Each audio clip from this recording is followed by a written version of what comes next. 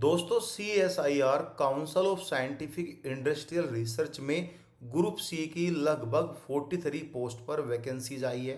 यह एक central government organisation है जिसमें टेक्नीशियन 1 की वैकेंसीज आई है। 10th और ITI क्वालिफाइड कैंडिडेट इनका फॉर्म फिल कर सकते हैं और आपकी जॉब लोकेशन दिल्ली में रहेगी। इसके एप्लीकेशन फॉर्म 18 अगस्त से लेके 17 सितंबर 2026 तक आप इसके फॉर्म फिल कर सकते हैं। परमानेंट वैकेंसीज है। ऑल इंडिया से कैंडिडेट एलिजिबल है अप्लाई करने के लिए। एंड गाइस, दिल्ली में जो कि हाईएस्ट TPA सैलरी आपको मिलेगी, हाईएस्ट पेड सैलरी आपको मिलेगी, उसके बारे में भी बात करेंगे। यहाँ पे टेक्नीशियन 1 और ग्रुप 2 की जो वैकेंसीज है वो आप देख सकते हो। टोटल 43 पोस्ट है। जनरल कैटेगरी के लिए 19 पोस्ट है, OBC के लिए 11 पोस्ट है, SC के लिए 6 है और ST के लिए 3 पोस्ट है और EWS के लिए 4 पोस्ट है। ग्रुप सी की पे matrix level 2 as per 7 CPC आपको सैलरी मिलेगी। लगभग जो सैलरी रहेगी 40,000 के आसपास आपकी सैलरी रहेगी। आपकी उम्र 28 साल से नीचे होनी चाहिए इनका एप्लीकेशन फॉर्म फिल करने के लिए। इसमें जो उम्र काउंट होगी यहाँ पे लिखा है कि date of submission of online application, upper age limit की जो लास्ट डेट है यानी 17 सितंबर 2026 से आपकी एज की गणना की जाएगी। इस एज से आप 18 साल से ऊपर और 28 साल से नीचे है तो आप एलिजिबल है। एक्स सर्विस मैन का 4 पोस्ट का हॉरिजॉन्टल रिजर्वेशन है, अगर वे अप्लाई करते हुए तो इनमें उनको रिजर्वेशन मिल जाएगा। Essential qualification and breakup of vacancies के बारे में बात करेंगे। देखो यहाँ पे पोस्ट कोड है, वैसे तो टोटल पोस्ट मिला के 43 है, अब यहाँ पे 41 है COP यानी computer operator and programming assistant की वैकेंसीज है। ऐसे ही यहाँ पे DTPO यानी डेस्कटॉप पब्लिशिंग ऑपरेटर की वैकेंसीज है। ऐसे ही यहाँ पे बात करें CH&NM computer hardware network maintenance की वैकेंसीज है। और यहाँ पे बात करें MLT मेडिकल लैब टेक्नीशियन की वैकेंसीज है। और ड्राउसमैन सिविल और मैकेनिकल एंड गाइज यहाँ पे LACP laboratory assistant in chemical plant की वैकेंसीज है और इंटीरियर डिजाइन की वैकेंसीज है। सबकी जो वैकेंसीज आई है, पोस्ट तो टेक्नीशियन है लेकिन टेक्नीशियल फील्ड में भी जो डिफरेंट डिफरेंट ट्रेड है। सपोज करो मैं एक टेक्नीशियन हूँ, मैं एक मैकेनिकल का टेक्नीशियन हूँ, दूसरा एक टेक्नीशियन होगा वह एक इलेक्ट्रिकल का टेक्नीशियन होगा, तीसरा एक टेक्नीशियन होगा वह कंप्यूटर का टेक्नीशियन होगा। क्वालिफिकेशन सबका सेम ही है जो है, लेकिन यहाँ पे जो आपका सब्जेक्ट है, मैं अगर कंप्यूटर वाला अप्लाई करूँगा तो मेरे एप्लीकेशन में कंप्यूटर का सब्जेक्ट प्रायोरिटी होना चाहिए। कोई मैकेनिकल का अप्लाई करके तो मैकेनिकल। तो यहाँ पे 3 तरह के क्वालिफिकेशन है, first qualification, second qualification and third qualification. इसमें भी 3 है, फर्स्ट सेकंड थर्ड, इसमें भी 3 है, फर्स्ट सेकंड थर्ड। अब मैं एक क्वालिफिकेशन को आपको बताऊंगा, जहाँ पे ब्लैक ब्लैक है ना, वहाँ पे आप अपना ट्रेड सर्टिफिकेट जो भी आपका इंस्टीट्यूशन का रिलेटेड जो सब्जेक्ट है वो चेंज कर लेना। जैसे यहाँ पे बोला गया है computer operator and programming assistant में आपका जो भी ट्रेड सर्टिफिकेट होना चाहिए, यहाँ पे डेस्कटॉप पब्लिशिंग ऑपरेटर में, यहाँ पे मैकेनिकल में अगर मैकेनिकल कहलाई तो यहाँ पे मैं इसके बारे में बता देता हूँ। बोला गया है 10वीं पास हो या इसके इक्विवेलेंट हो साइंस साइड से आपके 55% नंबर होने चाहिए। ठीक है, फर्स्ट क्वालिफिकेशन में बात कर रहा हूँ फर्स्ट की। ठीक है, प्लस ITI सर्टिफिकेट नेशनल या स्टेट ट्रेड सर्टिफिकेट आपका है computer operator and programming assistant COP से तो आप इलिजिबल है। अगर कोई मैकेनिकल के लिए फॉर्म फिल करेगा, क्वालिफिकेशन सेम है, computer operator and programming assistant की जगह मैकेनिकल में आपने किया है तो आप इलिजिबल है। जस्ट मैंने एक बार आपको एग्जाम्पल बता दिया।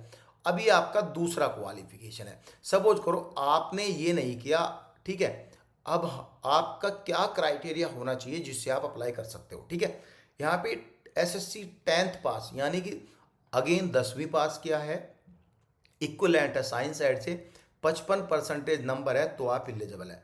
यहाँ पे आपने कोई भी 2 साल का एक्सपीरियंस लिया हो एज एन अप्रेंटिसशिप ट्रेनी या कैसे भी आपने 2 साल का एक्सपीरियंस लिया हो सेम ट्रेड में computer operator and programming assistant में, जब आप एलिजिबल हो। अब यहाँ पे पॉइंट रेज होते हैं।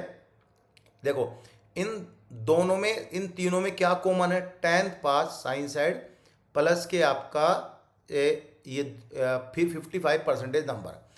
इसमें क्या है, इसमें सर्टिफिकेट मांगा है सेम ट्रेड में, इसमें एक्सपीरियंस मांगा है सेम ट्रेड में। अब इसमें क्या मांगा है वो हम देख लेते हैं। यहाँ पे आप अगर 10वीं पास है, 10वीं में 55% नंबर है, 3 साल का वर्किंग एक्सपीरियंस है, मिलिट्री बॉडीज या डिपार्टमेंटल या गवर्नमेंट बॉडी या प्राइवेट बॉडी में भी है, स्टेट यूटी में, तो भी आप एलिजिबल है। प्राइवेट बॉडी में है तो ध्यान रखना है जिस बॉडी में आप काम कर रहे हो उसका टर्नओवर 200 करोड़ का हो, जब भी आपका experience equivalent to central government होता है। हर बार मैं बताता हूँ, अगर आप कहीं पर भी प्राइवेट करते हैं अपनी जॉब तो उसका साल का टर्नओवर कंपनी का चेक करना, 200 करोड़ है तो यहाँ पे बेनिफिट आपको मिल जाएगा, नहीं है तो वो बेनिफिट नहीं मिलेगा। ठीक है, यहाँ पे समझ में आ, ये 2 साल का है, यहाँ पे 2 साल का कोई ट्रेड अप्रेंटिसशिप ट्रेनी बने हो, और यहाँ पे आपका 3 साल का एक्सपीरियंस। ऐसे ही यहाँ पे ऐसे ही बात करें कंप्यूटर हार्डवेयर का, सेम यहाँ पे 10वीं के बाद सर्टिफिकेट, इसमें 10वीं के बाद 2 साल का अप्रेंटिसशिप ट्रेनी एक्सपीरियंस, इसमें 3 साल का कोई एक्सपीरियंस, सेम अब सब में सेम ही है।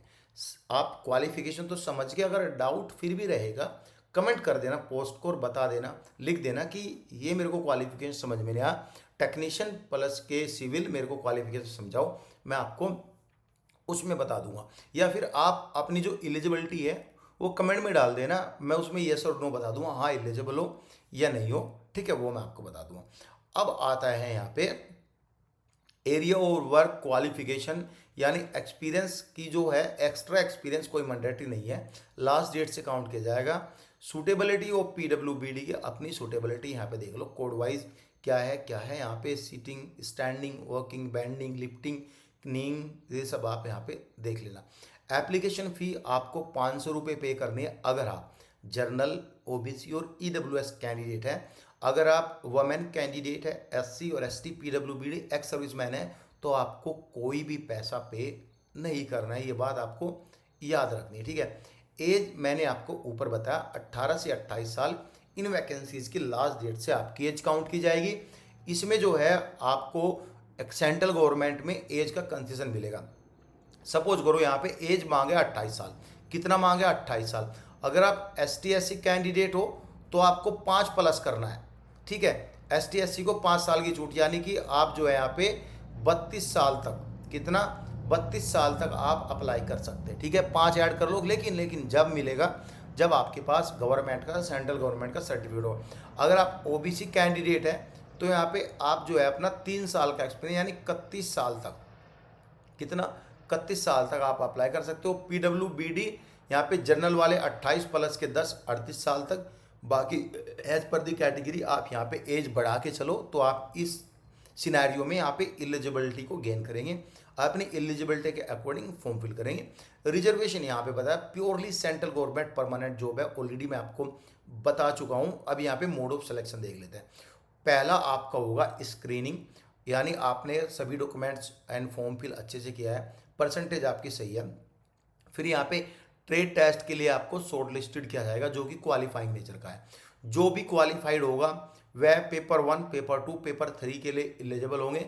सेम डे ही आपका एग्जाम होगा, डरना नहीं, इतने एग्जाम नहीं है भाई, एग्जाम एक ही है लेकिन डिवाइड कर दिया। कैसे वो मैं आपको बताऊंगा। यहाँ पे OMR बेस एग्जाम होता है ऐसी ऑर्गेनाइजेशन का जो छोटी ऑर्गेनाइजेशन है, वैसे दिल्ली की है, हो सकता है CBT एग्जाम हो। इंग्लिश और हिंदी दोनों लैंग्वेज में आपका एग्जाम होगा। 10वीं पास से रिलेटेड आपके एग्जाम होंगे, 150 क्वेश्चन आएंगे तीनों एग्जाम में, पेपर 1, पेपर 2, पेपर 3 में, तीनों में 150 क्वेश्चन आएंगे और 2 घंटे 30 मिनट का टाइम मिलेगा।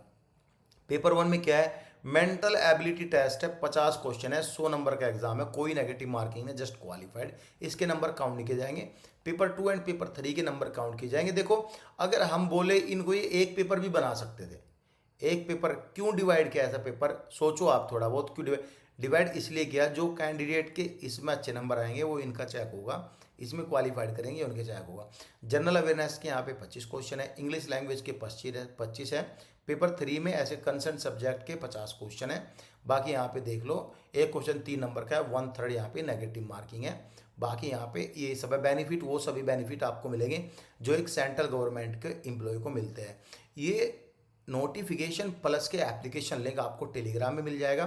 Thank you so much guys.